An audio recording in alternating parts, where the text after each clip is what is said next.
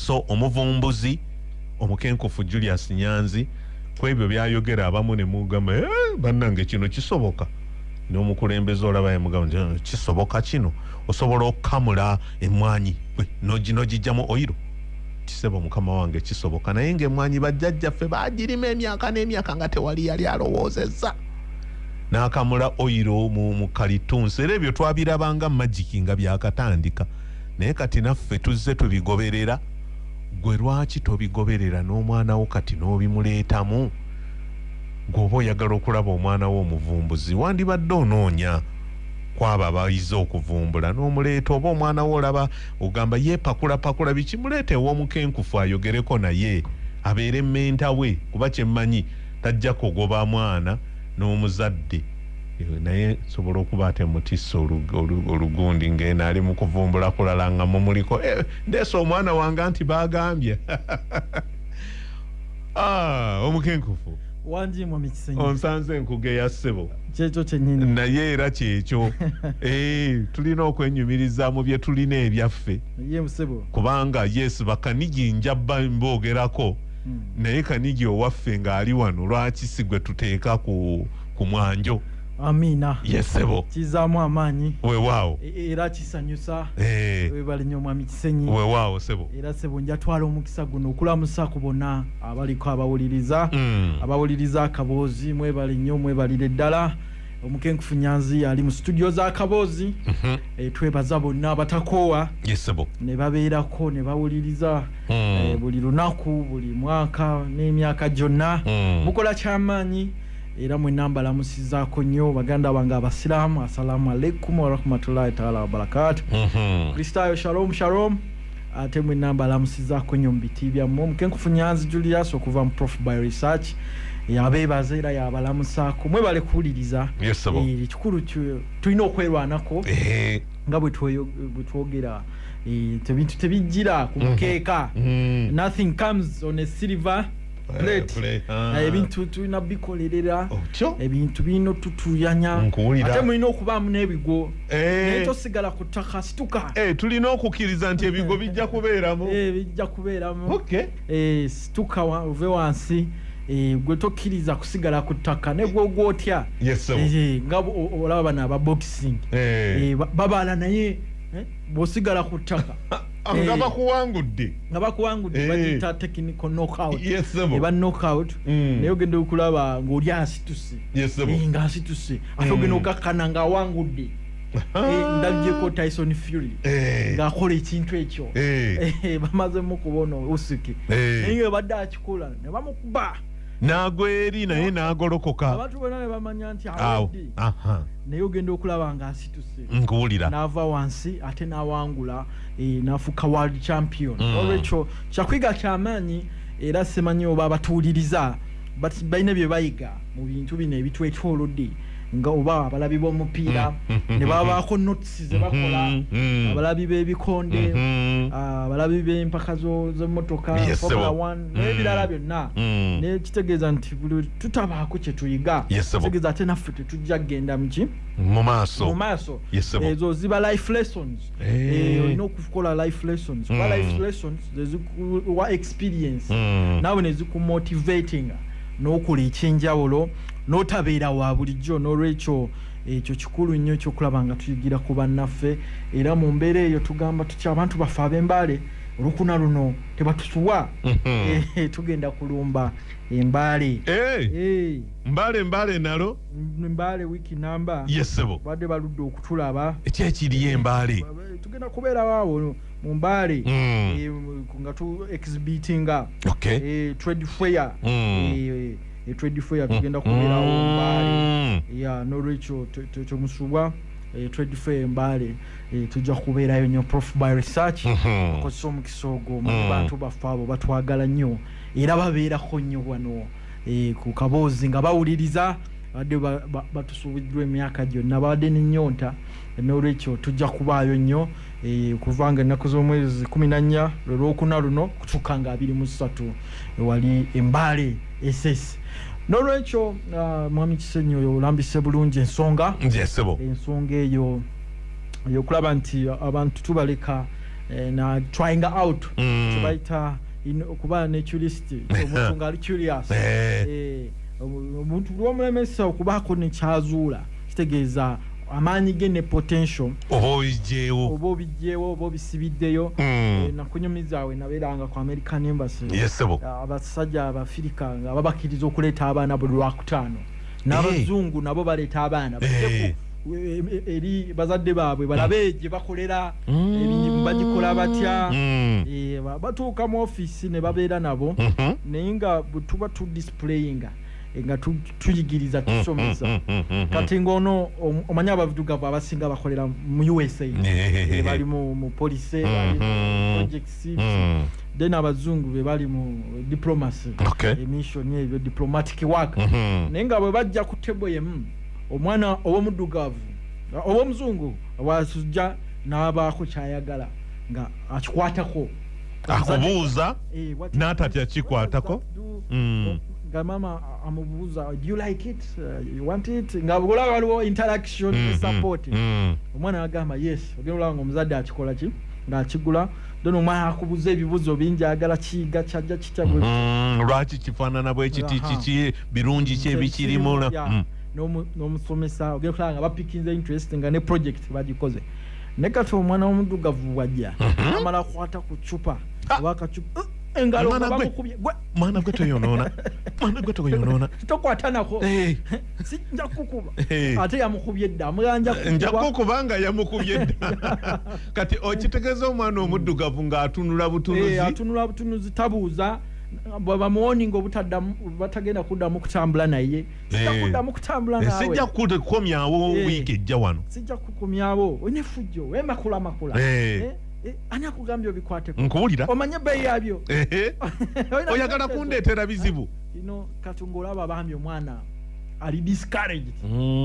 bamumazeemu ki amaanyi n'olulala ne bwe yandibadde alina kyagala okubuuza ayitawo buyisi bamugaana okwesembereza tobuuza tokwatako kati kitegeeza nti tutta spirit so kitegeeza mu Africa ne tusigala nga we are just observers of the world yes tuli batunuulizi bansi tutunuulira butunuulizi ebintu neera bwe bikiri abantu ebintu bigenda bitya nze ndaba biki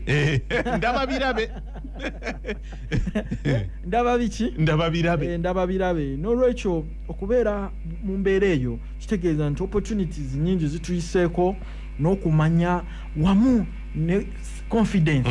tetulina self confidence kituufu kubanga nga bwe nandikugambye nti self confidence eva mu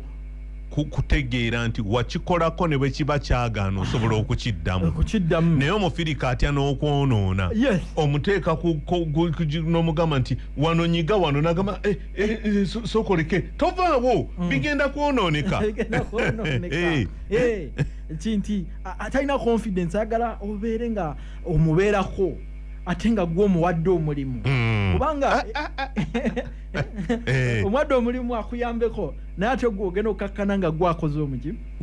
omulimu bw'oba toliiwo taba na buvumu bugamba nti naye kino nkisobola agamba wayi nabadde nninda gwe kubanga confidence bagita okuva ewaka otyo kyatandikira waka abazadde ne bamulaga nti tokwatangako ku bintu bino ojja kwonoona emikwano nagyo bwe gityo toyogeranga abakulu weebali newankubadde nti kyabangamu empisa naye ate kati twandibadde tukikyusa omwana n'omugamba nti oyogeranga weewombeese bw'oba olina abakulu kituufu kwegana nekimuwa nti alina okwogera naye nga yeewombeese kyekyo kyennyini naye ogenda okulaba nti ebyo byonna omukisa tebagubawadde kati ekyo kitutta spirit ya innovativeness okuba abayiiya okuba bakafulu ingenuity ne tusigalira amabega ne tubeera observer sinakindi ebbanga lyonna aba end users so ekyo kirina okukyuka naddala mu masomero ne mu maka buli muntu bamuwa omukisa ne bwokola ensobi ebintu byonna bikoleddwa mu nsobi n'eddagala lye tukozesa kati ddagala lingi nnyo zaali nsobi yesebo ezaali nsobi nsobi oli yali anoonya kirala ate n'afuna kirala naye ate nekifuuka powerful innovation naye nga yali akoze kirala n'afuna kirala so ate nekirala nti twejjamu omutima ogw'okutya okugwa abantu bano batya nnyo okugwa agamba banandaba batya nga nnemereddwa feriya buli kimu ne bwaba meeting ng'alina kyeyandiyogedde bwenjogera ekifu ne bansekerera ate ebyo biva mu kibiina eri omwana ne bamugamba you are wrong ne bamusekerera n'omusomesa asobola okuvaayo n'amuyisaamu n'obuggo lwaki owa ansa bwetyo mu kifo ky'okwenkareginga n'omugamba nti no yogera ne bwe kiba kikyamu ojja kuyigira kwekyo kubanga twali ansa nfu kisinziira context okirabye otya tosobola kugamba nti kati nga ku postgraduate oba advanced gundi learning teri muntu awa ansa nfu kasitogidefendinga baki fuuka ntuufu nga omaze okulaga lwaki kyendowoozezza kyekino naye bwe tulowooza nti ansa eryemu then waliwo obuzibu so ebyo byonna tulina obitunuulira nga society yaffe okulaba nga tukyusa abaana baffe n'omugigi okulaba nti gwekkiririzaamu tusobole okugenda mu maaso wamu n'okuyamba ensi kubanga ensi eno eyimirirawo ku bantu abato emiti emito gino kuwulira egigumiza ekibira nti abantu bano abato abavubuka bali inquisitive babuuzabuuza balina amaanyi mangi baagala okumanya baba active baba balamu abazeeyi emigongo gibaluma amagulu gabaluma maaso gaago galiko ekifu naye ate bano abato baba balamu naye ate weesanga mu Africa obanga mu nsi zino nga Uganda ng'ate abavubuka ate be basinga okuba dormant nga tebali active nga bali awo bangala obunani nti ate abakadde be bakolerera abavubuka kiri ku bikukujju abakadde ate bakolerera abavubuka ozikadde balina obuzibu wabulabi yamugulira emmere yamulabirira yamuyiyiza namugaka tukole kino namunoonyeza n'omulimo profile research waliwo ka business ka kando namuteramu akasente ogenda okakana nga gafudde omuvubuka talina interest naate nga ate talaga passion mu bintu yebaka bwebasi anywa biragalalagala so obuzibu obwo ne buba nga abakadde baffe abandi badde bali tiring tufuuse burden tufuuse omugugu ogw'amaanyi eribo kati bantu baffe bami ne bafa ogw'ennyamira depression kubanga atunula emyaka gye yandibadde awummulako nga obulamu bubadde bukoze ebintu abikoze bingi nnyo naye ate kati atandika n'oku abamu abavubuka bannaye muwulirize kino n'otwalira ne bazadde b'abazzukulu ate babalabirire babasomese babasasulire ne school fees mulimba mukadde bambi munafu osuulidde abaana ate tomuwa buyambi bizibu by'amaanyi so n'olwekyo olaba nti ebyo byonna tulina obitunulako ng'ensi nti 70% abavubuka obukadde nga 35 tebali productive kiruma eyo time bomb bweba tennabakwabika egenda kwabika eyo time bomb time bomb yama nti bomu egenda kubwatuka kubanga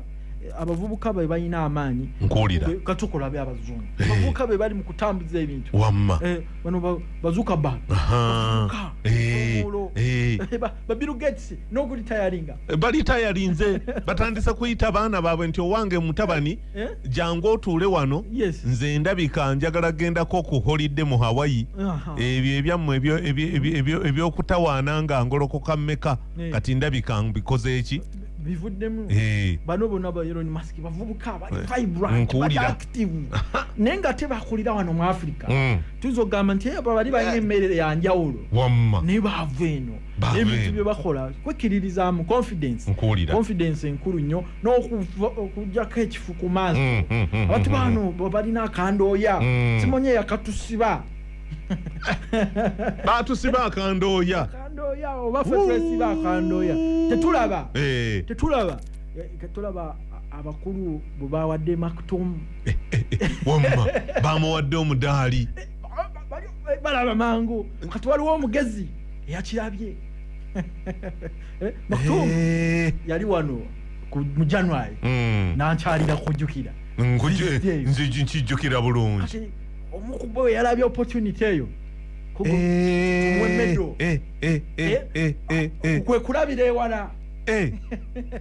yagambye why why awo nalabyewo neŋŋamba ono si ye yajja ng'aweereza obubaka okuva eri n'agamba omukenkufu nga yakulengedde kati n'omugezi eyamulabye amangu yakoze kirungi nnyo eyo Uganda gye twagala abantu abasizinga opportunities omuntu wabanga wa mugaso musembeze kubeyogereze nkuwulira olina kyobala musembeze so tulina okuyiga okulaba ebintu nga tubirabira wala Uganda empya bwe bati abantu bwe batambula ne bava ebunaayira ne bajja mu Dhaka continent bwe batambula mu era za Victoria busajja bwali bugezi nnyo ne butuyita Dhaka continent anaakulyako enswa asogama nti toli omulalu ne bajja ne bakozesa opportunity ne bajja wano kati olwaleero Liverpool eyimiriddewo ku bugagga bwa Africa wangi Liverpool slave trade ewamma n'ebyobugagga ebyava eno byonna bye bibavudde awo kye bali Liverpool bye byazimba ekibuga Liverpool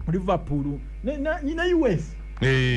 yonna singa teri super power oli mutuufu bakozesa maanyi g'abaddugavu naye ng'omuddugavu ye yali atunula butunuzi bakozesa mukozese kubanga balabira wala naye nze nsuubira nti okulaba kuno nakwo kutulemeseza ogenda maaso tulawo okulaba ebiki tulina ekifu ku maaso tulina akandooya so n'olwekyo puroguramu ya leero njagala twogere ku maaso otyo high health osanga yetulemeseza okulaba kwegamba bwe tugiramu bwe tuti n'otemyatemyamu katono olaba n'ogamba n'abiraba enkya amaaso makulu nnyo oba galaba omukisa mangu nnyo kino kirungi wamma ne gaweereza obubaka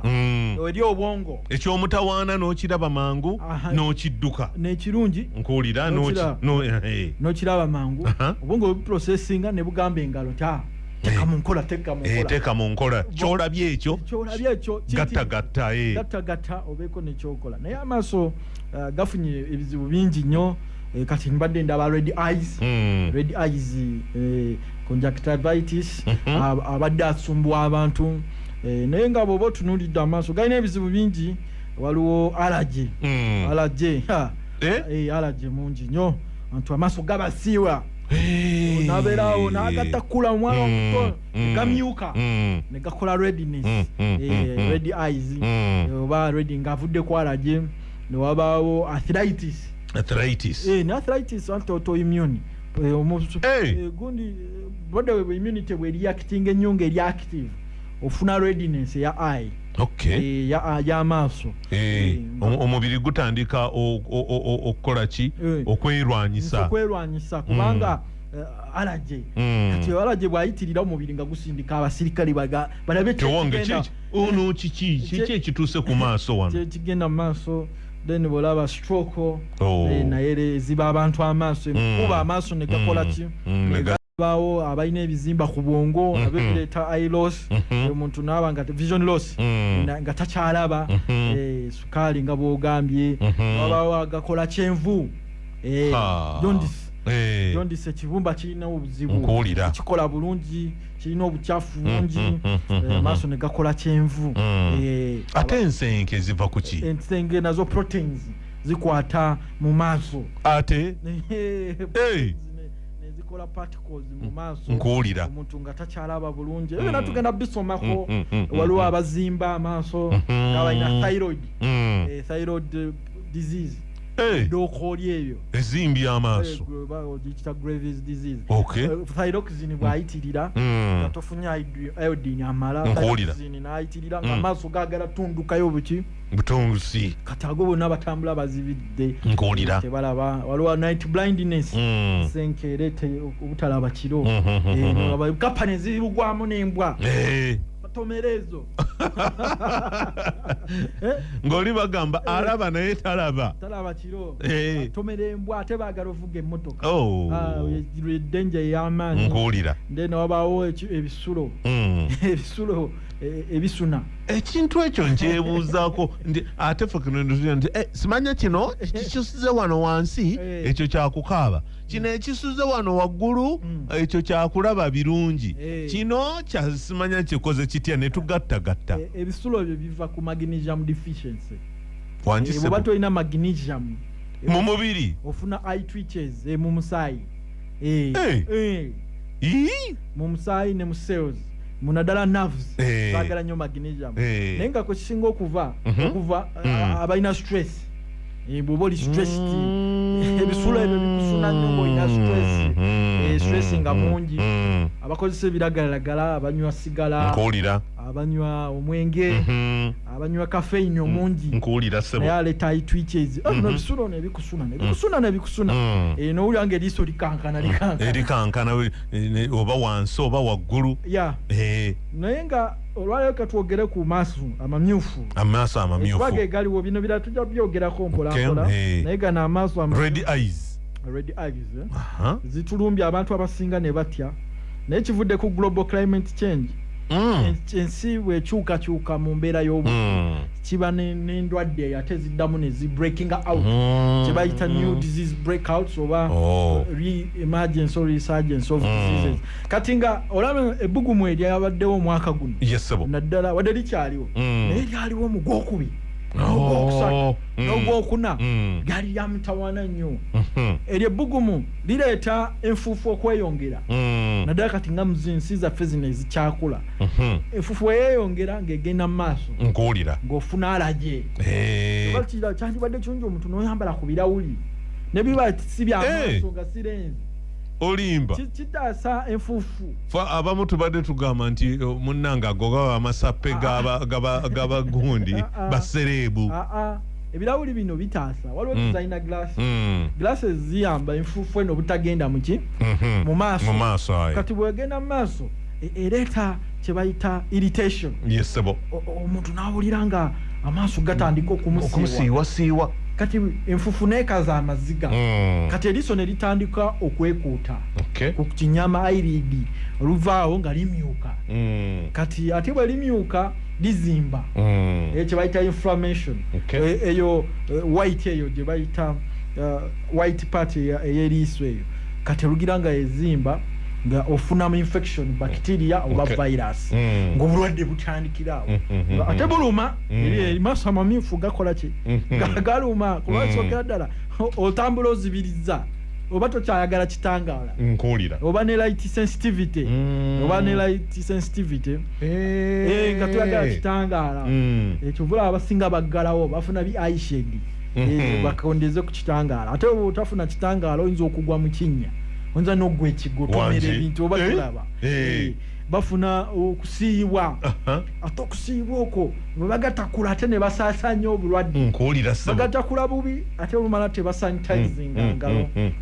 nekisaasaanya red eyes oba conjunctivitis naye kati mu mbeera eyo kyekiki kye tulina okukola okumanya nti okwewala kapa ne kapa etambuza kapa kyovolaba abaganda bakakyawa kakapa ako omanyi abaganda edda abatusooka jajjaffe balyanga buli kisolo balyanga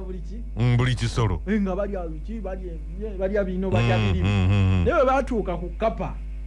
yabasobera nga kakapa nnyo nyama kayita akakapa otawanidde bwereere kakapa kakapa ako katambuza obulwadde katambuza red eyes ne viruses ezireeta red eyes kapa era abantu abasinga tebaagala kapa waka kapa bw'obanga mulina abantu bamwe abalina HIV temwandize tukumidde waka waliwo obulwadde obusinga okusumbwa aba HIV babita toxoplasmosis kapa yebutambuza bubayisiza ddala bubi infection y'amaanyi nnyo era kiba kirungi nnyo nti oba olinamu omuntu wamwe ali ku ddagala kapa agiteeke wala mugiteeke eyo oba anti kati olumu tuzireeta ewaka zirye ku mmese emmese naye ati kati olina omanya nti agwe immunity ye eriki eri wansi waliwo ebirala ebisobola okutta emmese bingi nnyo tujja bizisomako okay solution weeri peppermint agoba emmese omutonyeza wangi omuteeka kapamba oyina wa peppermint tezimwagala agoba emmese akasaziwulira akametho azinduka misinde tezikolagana na metho ali mu peppermint peppermint oil gwe tukozesa tezikomawo waka kiringa bwe ziraba kapa era tezisembera naye kapa yandibadde nnungi naye lwakuba nti etambuza obulwadde ate kati ffe tetumanyi nakuzirabirira kakomba mu suwaani ne kakomba ku buli kintu ne kavaayo nawe ne kakomba ku ngalo ate tukatutte wa veeti kakebera birwadde bye kalina balina okukagema sente z'okukalabirira tozirina ne kagenda mu dustbin ne kalyayo ate ne kakomawo mu nnyumba kituufu nnyo era abantu baffe bakolere study bw'obanga olina HIV oba abantu bo nga balina sirimu bajja kulaba nti obulwadde buno obwamukenenya buli kaseera butabuka infection zeeyongera naye ogenda okulaba nti kapa ye kaliya kaliya eyongera toxoplasmosis naye nga obulwadde buno obwa red eyes butulumbye ebbanga ddene wano omwaka guno naddala mu masomero abaana obamanyi kyalyako yoli kyalya prison amakomera olwa congestion omujjuzo babeera wamu awo ne tubaawo n'abantu baffe abatajjanjaba kagondi kabootongo abatajjanjaba nziku otajjanjaba nziku omwana gwozaala asobola okufuna red eyes enziku eyo abaana abo bazaalibwa balina amaaso amaki ekirabika ngaekiri awo ekitagira nnyo gwe tuyita neonatal conjunctivitis naye ng'avudde ku bazadde tebagaziwa nti beewaana nti ndi muzira bagikazaako endwadde y'abazira baaba olekaanira ekyalo nti ndi muzira so abaana bakosebwa abo nabo bafuna nnyo red eyes abaana bwe batyo abantu abafumbisa omukka omukka kufumbira kunku akumye essigiri tennabakwata agitwadde muki mu nnyumba ebyo byonna bireeta redi kati bano abaana bagenda mu bidiba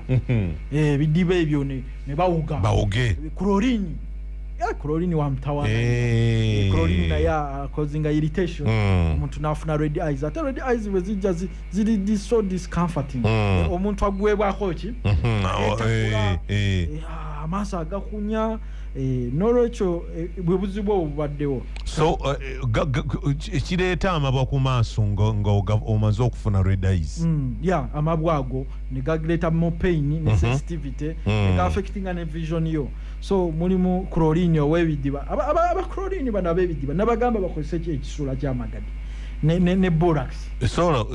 basobola obiteekamu bitumbuuka akabi nnyo borax akola boric acid abazungu bwe bakozesa okudisinfecting ebidiba byabwe tebakozesa ate ffe tukozesa chlorine wa mutawaana chlorine yasinza oleeta alaje w'olususu omuntu n'avaayo mu puulu ng'olususu lulinga lwakyennyanja nga musiiwuufu akatungulu akatunula abawuga abo baaganya okwambala shoti ogera olwala akatumbugulu konna kasiuka kavaako nevvu okitegeera naye nga chlorine bamukendeeze mu mazzi they can have better alternative ng'ekisula ky'amagadi ekisula kiri antiviral kiri antibacterial kiri antifungal kyovula nedda bajjajjaffe bakikozesanga ekisula ky'amagadi mu bifuba n'ebirala n'ekirala lwakuba nti tetusoma but these are all published papers ku bintu nga bino tewetaaga kudautinga nyo olwedde waliwo abakoze research eyo nga gwe just olina kukola kye bayita research review olwaba ebyali bikoleddwa naye ekisula eky'amagadi ne borax disinfecting pools otherwise red eyes zitambulidde nnyo mu bidiba kubanga olwedde omulwadde agendamu ate n'alekamu obuwuka neogattako ne chlorine nodabira akatogo ebyo byonna bireeta obuzibu naye nga ekirungi omwami Kisenyi red eyes nti ziwona ziwona waliwo kati nga nga eriiso kkalu tukozesa castor oil ono castor oil ono castor oil obuto w'ensogasoga naye nga ali chemical free saga mugende atyayo atya abantu waliwo abakozesa chemicals okumuga extractinga bamuyita ekizeni oyo wa mutawaana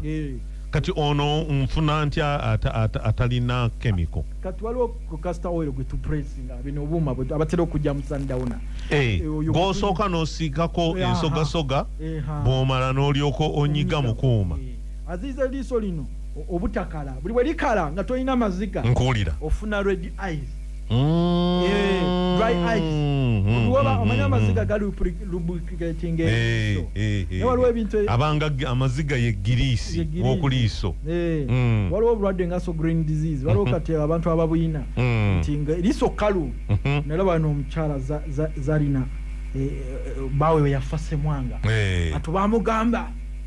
mukazi muzibu nnyo tatonyeza wadde ne kuziga naye bambi nga tebamanyi oba alina obulwadde obwo so sagala nnyo okujajinga abantu waliwo abantu nga balina obulwadde nga takaaba amaziga gajja naye no kwe gagandibadde gajja naye tegaliimu tear glands producing a tear kyamutawaana ekyo kyamutawaana nga kireeta infection eye infection kubanga enfuufulu wesituka nekugendamu eriiso lirina okweyoza liwala yekuuta bawulira omusenyu buli mu liiso buli wotaba na tear glands anti tear glands ezooza eriiso n'ofulumyanga obujjoojo ne kati bw'oba olina embeera eyo castor oil akola otonyezaako castor matondo wakati wa 3 n' 5 asatu ng'oziiza 5 ng'oli mulwadde kati ekyo kijjawo ne red eyes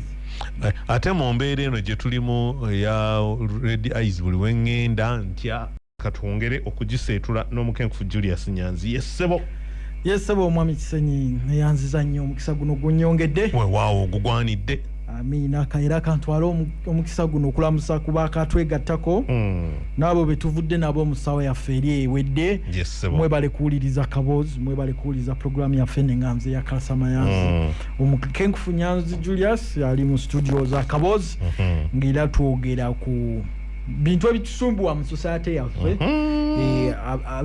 ab'embale bangambye 14 tebujja kuba lwakutaano tewali buzibu bakulinze dda tewali buzibu tujja kubaayo bwe mubeereeyo mu bungi ne castor oil ono ajja kubeerayo yesebo ne oil n'amazzi ga silver n'olwekyo abakatwegattako tuli mu kwogera ku mbeera y'amaaso yesebo era tutandise n'ebizibu by'amaaso bingi naye nga amaaso makulu nnyo kubanga bwe gaba gakola kitegeeza n'emikisa mingi nnyo tugiraba era ne tugikozesa ne tukyusa embeera yaffe naye bwe tuba n'ekizikiza oba ekifu oba obutalaba tegeeza tujja sigala mu nzikiza ebbanga lyonna tetulina kye tulaba katuddeyo ku mazzi ga siliva yesebo oli asobola okugamba nti ate mazzi ga siliva gava mu nnyanja ki amazzi ga siliva yesebo kati gali afaayo nnyo bw'otunuulira omulwanyi Alexander the Great oyo saabalwanyi Alexander the Great bamubbulamu n'ekisite namba si kyalo abamisiri bakulaakulana dda site Alexandria city ekibuga kiramba yali muvubuka muto naye yalwana n'afugako ensi ng'afuga Africa afuga Asia ne Europe nga mulwanyi yali naye nga mu kulwana okwo bakozesanga amafumu naye Alexandria the Great bane baafanga infections amabwagano webisago bye bafunye mu lutalo olyo naye nga ye alina amazzi ga silver yakwatanga amazzi n'agateekanga mu kikompe kya silver n'asiiga ku biki ku biwundu n'okunywako we waava n'enjogera nti gweoyagala ebintu ku silver plate ebiwedde kubanga abantu abaaliranga ku silver esowaani za silver ebikompe bya silver bawangalanga nnyo baalinganga balamu era babanga baana b'abaami baana b'abagagga badooni so silver bwatyo ne mu church yayingira bafaaza ewamma vini bagiyiwa mu kikopo kya silver silver n'amazzi agatabula evinyo umanyi nali muweeza adautal boy omulimu ngutegeera bulungi nnyo 10 ku 10 nkulaba nga nkwata ebikompe ebyo nga faaza yekka yakinyweramu gwe bakukwate ng'okijawa nga tosobola kukinywerako faaza nga yanywera mu kikompe kyaki nga silver era bw'oba opakinga ebikompe bye olina okubyawula n'omanya nti kyambala kye kiri eno gandula gali eno omuguwa guli eno naye ebikompe biri wano ebikompe ebyo n'olwekyo omanyi Catholic Church erina amagezi mangi beba nsobola obayita the custodian of world knowledge yesebo bateresa amagezi ki babiwandiikanga buli kimu Vatican eyo it is an ocean of knowledge ebyafaayo by'ensi mu science mu ddagala mu philosophy mu spiritualism bonna biri eyo so bo babikozesa babimanyi ne kati science naffe tuyigira ku church kati byo bikompe byabwe byali 10 ku 10 ne gold ali pure ali Vatican 10 ku 10 pure si bitabulemu Vatican bwe baba kya silver kiba silver 10 ku 10 okay kati tukwata silver oyo akozesebwa Catholic Church nafunako silver oyo nenefuna amazzi abana omulina ebuwo nina petuli bana wa church nkulira basobola kumuma netumuteeka mu mazzi agali distilled distilled kitegeeza temuli buwuka bwonna temuli na chemical ndala nkulira nina machine gye nakulagako wano etidye epima amazzi ago oba ddala nobwa twagapima wano walaba minota wekika ekimu kijja kwogera kampani notunula nogamba bano batulimba patisi waziraba paniyo nga zitiisa n'okutiisa n'ogamba bwe tukebera aga amazzi netukola ki netuka standardizing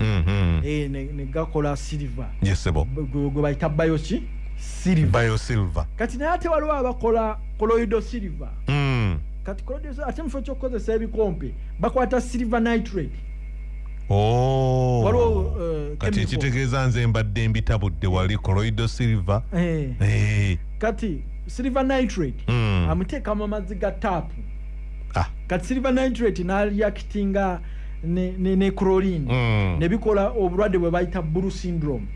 omuntu afuuka wa blue wangi abantu abamu balina shortness mu science ate ne beegeziwaza tuvuga ebintu byetagamu abakugu tutagala nnyo bamakanika ababuukira ebintu tebabitegeera bakola disaster era wiki eno nambadde wali ku government analytical laboratory ndi mu kukola research ku toxicology era kyembadde mbagamba bamusa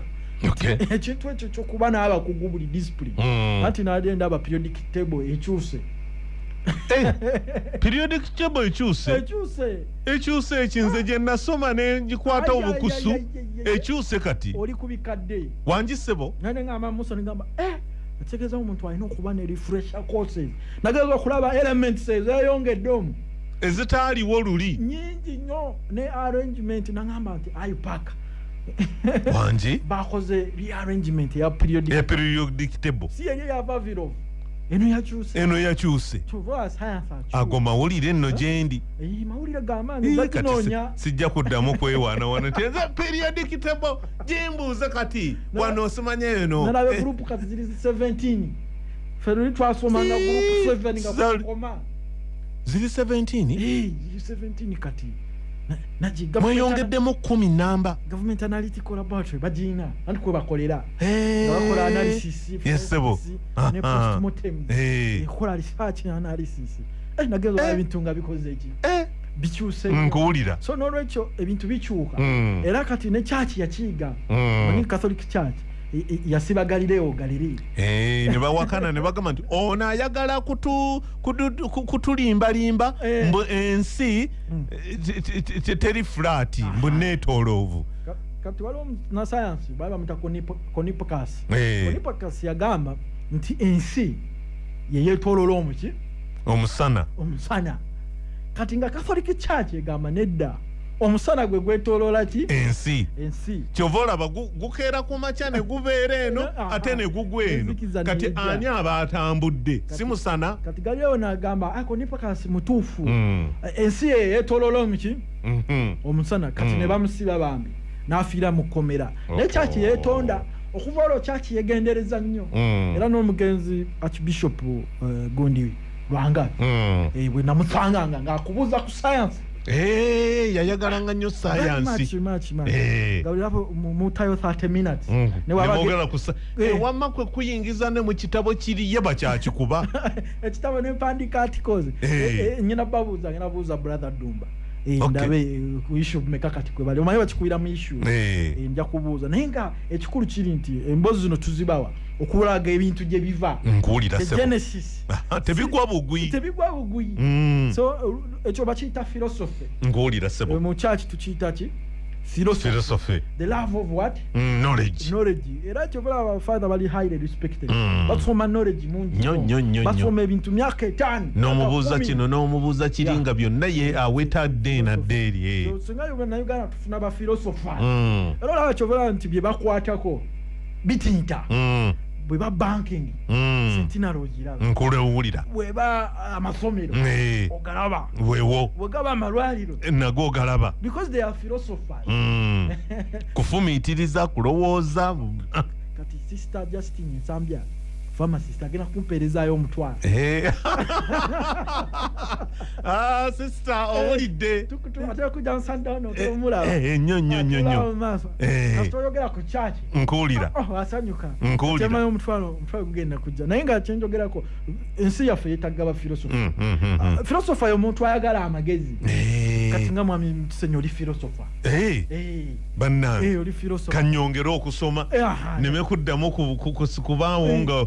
kozi wamma kiki kino nga sooka oleke tumale okola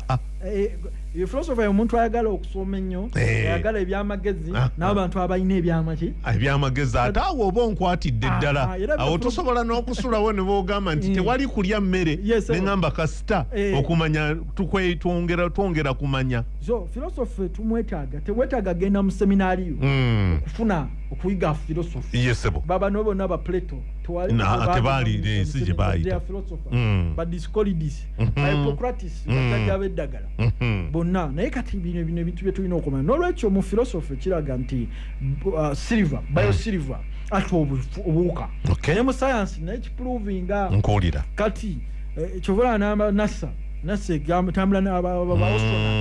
abavuzi b'ebizungirizi bagenda n'amazzi ago kati amazzi ago bw'ogatonyeza mu liiso gatta obuwuka wa bacteria ne virus obuleeta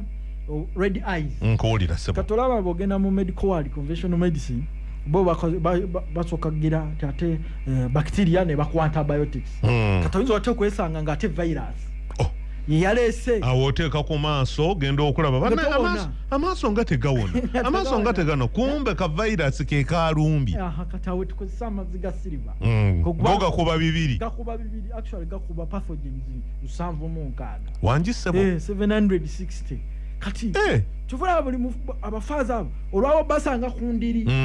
nti bamutaddeko ecupa ebyaffe kubanga abeera ku kikompe kiri kyanywerako ekyo nkuwulira buli konaku buli misa lweyanayingira misa omanyi tebabiŋŋamba nga nkyali nabo gwewali webuzogoma naye lwaki father nakusanga ng'okutte ku kikompe kyagamba gwe mwana gwe ezo mpisa mbi aroma batera okubuta yesebo nga sawa za kukolekitinga birabo kati tali mukristo awakana okakkana bulungi n'ojjayo bitwala byonna byennyina n'oyiggayo eyo na science yesebo aroma ziri lakisinga omuki twetaaga kwogera bingi banaye muleete endobolo muleete ekimu ekyekumi nnyo basumulwa wali kabaani ngakakukuruka ng'okakkana ng'owaayo ng'odda mu layini so eyo na science nkuwulira sebo gwe bayita philosophy nkuwulira sebo kati n'olwekyo abantu baffe bakozese amazzi ga silver naye kati omanyi munnayuganda bwe wawulira amazzi ga silver olwo nga n'abacupuzi amatuufu gennyini 10 ku 10 ge galiwa ngajjawa tugalina ku prof bio research agamazi tuludde nga tugakola bio silver kati kitegeeza bwe nzijaawo mbagamba njagala mazzi ga bio silver n'ensogasoga kuyamba ku high health obiteekako kiro nga genda okwebaka nkutegedde kati sawa zino zomala 8 hours nga webasa biba bikolamu ki omulimu ebikolamu obulimu mu kutta obuwuka ate nga tebirina effect ku liiso omanye liiso liri sensitive kyeyetaaga kuzanyirako kyovula bati si buli kintu tulina okiteeka kyovola bawano red eyes bwe yagenda najja waliwo abantu abali batandise emboozi abasawo naye bayanguwa omanyi nga omukojo bwo nti gukola yoza mu liiso ne bagamba mmwe omukojo bwo bwe gubaamu obuwuka osajjula busajjuzi so no ng'oli okufuna amazzi ago neki negundi n'ensogasoga oyiro w'ensogasoga matondo byonna tukozesa matondo naye obitabika lumu byonna osoka kasita then noddako amazzi bayo silver temukwata silver nitrate wantu waffe amazzi silver nitrate wa mutawana wangi silver nitrate wa mutawana naye ng'ate ba amateur bonna mu muzannyo gwe bakozesa wangi sebo omanyi life is a game akonkakotte ekitegeeza kolaido oyo nze mbadde mu butwa bangi kolaido si kifu kitegeeza lyerinnya naye osiliva kolaido kitegeeza silver ali suspended ali mu mazzi kati ng'amazzi ng'amata amata is a colloid of calcium calcium proteins kati amata gali colloid naye nga gali mu mazzi naye nga alina ebirala ebikola ebirimu so colloid mu lulimi lwa chemistry kitegeeza suspension so tokitya naye nga ate kiki kye basuspending kirina okuba nga kiri nakyo ekitegeeza abamu abakola colloid silver bo bakozesa silver nitrate bagula silver nitrate chemical ye mubi ate ne bakozesa chlorine amazzi aga kagamba bino okusobola okususpendinga obulungi ne chlorine alina okubaamu mu bano aba silver nitrate ate kyamutawaana ne mu laabu tukozesa distilled water oba pure water kati ye lwaki mba neetawaanya nga gwe oli ntambula lumu nenzikapakagi tekasukka mitwalo 3 kabanga kenkana ki buba bucupa bubiri akasiri bio silver ne akagundi nsogasoga lwe omutwalo oiro n'ebiri nga oteka waka kuziiza abaana bano baddayo ku ssomero nabo oba obatangidde naffe waka tuba twetangidde nkuwulira waliwo infections zirumba amaaso nezi affectinga gundi lenzi nezi affectinga retina nkuwulira bizibu bingi nnyo naye ebyo oba otangidde kiba nakyo n'olwekyo abatuuliriza ne bannayuganda bonna ebintu tebiri nnyo difficult ate ebintu byakolebwa dda teri kipya mukyusaamu kikyuse the wheel bagizuula n'otuuyana n'ogamba nze nteekwa okukola kabalagala ow'enjawulo sayansi yatugamba dda Roman Catholic Church yatuwulira dda benefits za silver then ne NASA nekonamu NASA ye most funded organization teri kitongole kifuna sente ku nsi kuno nga NASA abatajje musika NASA road abe NASA waizo okulinya ku meza aba wano ku nkuluma road abo ba Inc ngamba NASA kitongole kya America babafuna sente za research kubanga ensene tandise okutabuka aba America baagala kugenda ku planet indala kati bali mukola research ku planet indala kati ezo sente nyingi ne NASA bwe bange kozisa amazzi ga bio silver bostonats baga bafuuyira ge banywa kitegeza ali effective naye kati science abaddewo bamukola batya of which ekyo answer prof by research yagiddamu nolwekyo mwerwaneko red eyes zino omwana muweeko abaana abalina infection z'amaaso abalina obujonjo nga bubasiiwa abazimba amaaso abagatakula agali sensitive abatomera embwa abatomera kapa mwena mujja kuyambibwa abalina ensenke abavaamu amazzi buli kaseera omuntu ng'amazzi gava mu watery eyes kitegeeza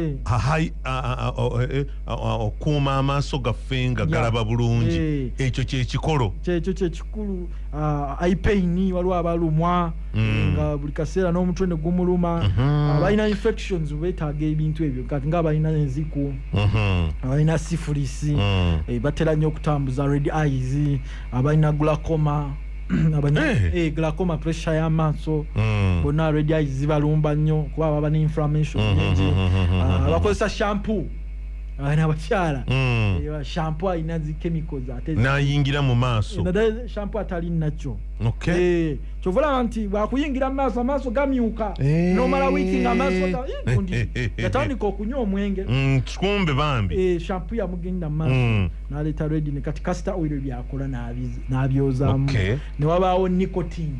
etta ebisangibwa mu sigala ebyo byonna bireeta red eyes nkuwulira ssebo ne wabaawo enfuufu eyo dust era kyovulawa oba mu dust place tekako glasses sitegeeza nti buli ayambala glasses zibamu lens ziba eye protection nfuufu zebayita allergens poleni eyagundi ebimuli ebyo enfuufu ebyo byonna biba byonna byoze kwegamba biri ekikosa amaaso nsobola okubanga amaaso nga kubanga kati weebuze wamma omubiri ogunaaza naye amaaso toganaaza galwala gasifuna ebikyafu gagendamu n'owulira olusenyusenyu so ebyo ebintu ebibiri bikola bulungi nnyo abalaba tulina alaje ebintu perfume etutabula amaaso ge gakosebwa omanyi alaje buli wasituka amaaso ge gakola ki ge gakosebwa abalaba muwuga abazungu balina biglasses none wano weebuli kati abaana bayiza okuwuga nabuteekangako nga nkyawuga naye kati naye kati waliwo bana babeeraga abaagala kukola content wa tikitaka ogala okulaba nga amaaso mufo kyokuprotecting amaaso abeera alaga abantu nti awuga amaaso n'avaayo nga gamyuse nga agendegeya n'afuna infection nkuwulira ogenda okakanaliiso nerigetinga blind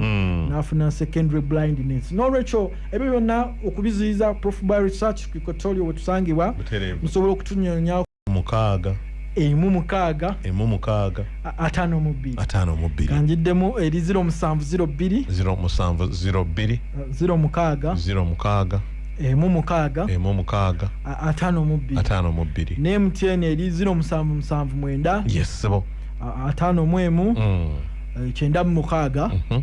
5 weewaawo sebo maya kalowoozo kembawa nga tumaliriza weewaawo n'essimu kuliko kye bayita eye comfort oba wali okalabyeko nkawulira naye olina okukende bw'okakwatako ne kapima ekitangala ekituufu white light akozinga eye stress eye stress nefuna infection buli simu smartphone mwekali kwekiri bakiyita eye comfort ala bakiyita red light kati bw'ogikonako efilteringa white light yaleeta stress nemukoowa waliwo kati abali mukwayuuya bakooye olunaku lwakatandika naye ate jjukire kati n'ennaku zino abantu essimu bazimalako ebbanga ggwanvu so kijja kubayamba abazungu tebabyogera naye nga babikola ne babiteekawo kati eye comfort naye protecting nti buli wabeera mu white light ofuna inflammations ez'amaaso naddala ababeera ku ssimu n'ababeera ku kompyuta waliwo era light filter omanyi langi z'amusooka ozijjukira nyine ng'egina zikwata mu Richard Okero your girlfriend Betty is vomiting Richard Okero your girlfriend Betty is vomiting kati nemanya nti Richard ye ready Richard Okero orange Aha. yo Yoa. You. yeah gundi your girlfriend then girl green Aha. Betty blue easy gundi Indigo. Vomiting Violet. Yeah, what do we twaita bakozesanga short code we used to call oli nagamba naye gundi zijukira otya kumbe wakola yakako coding ogikolera mu kirasi nkuwulira sebo bano ne bobeera nane balowooza mwenna muli bakiira anti abasambi b'omupiira bano baserunkuma Daniel bano bagasa ensumba nabagamba nga basome tebakkiriza era ffe tujja samba tusange mu maniyo nkuwulira badda mu kusamba mipiira gyakyala amavivi ne gafa nkuwulira naye nze nakodinganga bwatyo n'ogenda mu maaso noyita nkuwulira sebo there are many ways of killing a rat tolina ogiwa butwa so ogikuba enkonyogo oyinza okufuna kapa so nsi buli mumu asobola okubaako nekyatuuka osobola ziteerawo minti n'edduka kasita mwezuula so banaganda buli omu asobola naye osooka weezuule mukawuliddeako bannayuganda mwenna musobola kwezuula kyekikulu singa okukola ate buli omu ayina working formula ye enkoledde sigwe eyinza okuba nga sigwe yekkole oyinza okuba wakikwata nti logi beef nti ze langi zamu naye nga kyembadde mbagamba nti ezo langi red eyina amaanyi naye ate bwe tugenda eri mu violet mu ultraviolet zireeta stress ye cancer ekyo UV kyovola abalwaza kyebava bagamba omusana gulina UV rays mbi nnyo gwo kasita guba nga guli mu white ultraviolet era ne mu lab kasita olaba ultraviolet kitegeeza era kuleeta cancer naye ate red yennungi wamanyi kuba ova ku red ogenda ku infrared sauna tulina infrared light bano abafudde amaaso abatalaba n'abafudde cells tubateekako so sounds are interesting naye emboozi tebankadde weewaawo sebo katuwumulemu leero tugikomye wano weewaawo sebo webale nnyo mwami Kisenyi naawe gwosinze musanyukanya obuli wennyumya naawe sebo era emboozi nange ate enzirayo nentakulako ne ku mutwe nennyongerako byennyongeddeko nime kusigala nga nkyali kiragala weebale kuba filosofa weewaawo sebo naawe ate weebale kuba omuvumbuzi atakoowa yesebo weebale nnyo abatuuliriza mwebale tuwa amatu nze ngenze ku ikotorio weewaawo sebo ongere tunyumyemu nnyo ekyuma kiwagala kyuma ddala nze bawagadde oli mutuufu kale Nathan okubeera ndani agambye nti omukenkufu ayogedde era okuvumbula n'okufunamu ekirala ebyava dda nti abavumbula Viagra ate bo baali bamukoledde balwadde ba mitima bagenda okulaba ng'ate ate omusajja emuwa maanyi Viagra n'afuuka Viagra kale Nathan weebale nnyo era ndani emboozi okugigoberera eno okay onani mukwano gwange okuva mu Isirairi naye agambye nti bannange namusiza ku mukenkufu Julius Nyanzi emboozi nze ngirinda okuviira ddala ku Mande nga ntambuzaamu mugabo Israel weebale nnyo weebalire ddala batulabire eyo mu Isirairi